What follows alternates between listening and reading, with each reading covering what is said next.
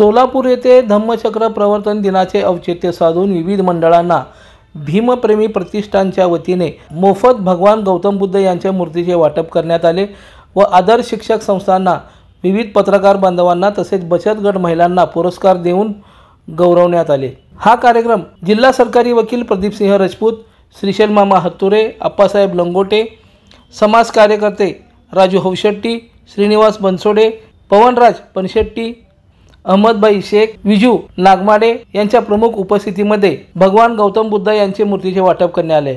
त्यातच विविध शिक्षण संस्थांना तसेच पत्रकार बांधवांना व विविध बचत गटांना पुरस्कार देऊन सन्मानित करण्यात आले। या कार्यक्रमात प्रदीपसिंह राजपूत यांनी आपले मनोगत व्यक्त करताना जगाला युद्धाची नाही तर बुद्धाची गरज आहे, बुद्ध धम्म का करू स्वीकार, मानव मानव एक समान असे घोषणा करून शांतीचे व माणुसकीचे आवाहन केले। असे भीमप्रेमी प्रतिष्ठानचे अध्यक्ष बिजूजी नागमोडे यांच्यासाठी आपण जोरदार टाळ्या वाजवून त्यांचं अभिनंदन करू।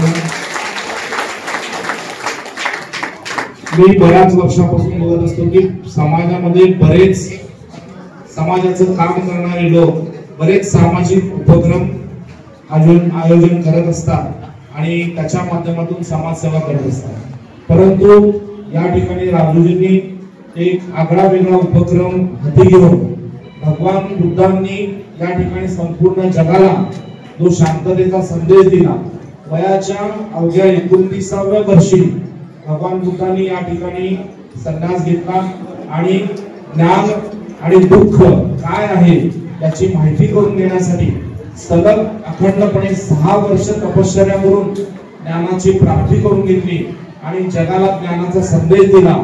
असं प्रज्ञाशील आणि करुणा याची शिकवण संपूर्ण जगाला दिली आणि बौद्ध धर्माची स्थापना करून त्या ठिकाणी बौद्ध धर्म हा समाजाला कसा तारू शकतो याची या ठिकाणी जाण करून दिली। आज आपण बघतो की समाजामध्ये विविध प्रकारचे द्वेष पसरवले जातात, देशादेशामध्ये विविध प्रकारचे युद्ध सुरू आहे। हे जर सदर या ठिकाणी थांबणं आवश्यक असेल तर भगवान बुद्धांनी जी शिकवण दिलेली आहे त्याचा अनुसरण आपण सर्वांनी केलं पाहिजे। हा या ठिकाणी दीर्घ उद्देश डोळ्यासमोर ठेवून राजूजींनी या ठिकाणी भगवान गौतम बुद्धांची मूर्ती आपण सर्वांना देण्याचं आयोजन केलं। अतिशय कौतुकास्पद कार्यक्रम आहे। मी भगवान गौतम बुद्धांच्या चरणी प्रार्थना करतो या ठिकाणी गुरुजी नागमोडे असतील तर त्यांच्या मनामध्ये ज्या काही चांगल्या इच्छा असतील, समाजासाठी काम करण्याची त्यांची जी काही इच्छा असेल तर ती पूर्ण होऊन आज या ठिकाणी आम्हाला बोलवलं, सत्कार केला, या ठिकाणी आमच्या हस्ते कार्यक्रमाचं आयोजन केलं त्याबद्दल त्यांचे आभार व्यक्त करतो। जय हिंद, जय महाराष्ट्र। हा कार्यक्रम पार पाडण्यासाठी भीमप्रेमी प्रतिष्ठानचे सर्व सदस्यांनी परिश्रम घेतले व कार्यक्रमास भीमप्रेमी प्रतिष्ठानचे महिला अध्यक्षा लक्ष्मी देवकर, चंद्रशेखर पाटील, रोहन सीतापळे, प्रफुल्ल दिलपाक, राहुल कांबळे, अजय आवार, कुमार आंबट, हनुमंतू माने, विजय तळभंडारे, आरती हब्बू यांची उपस्थिती होती।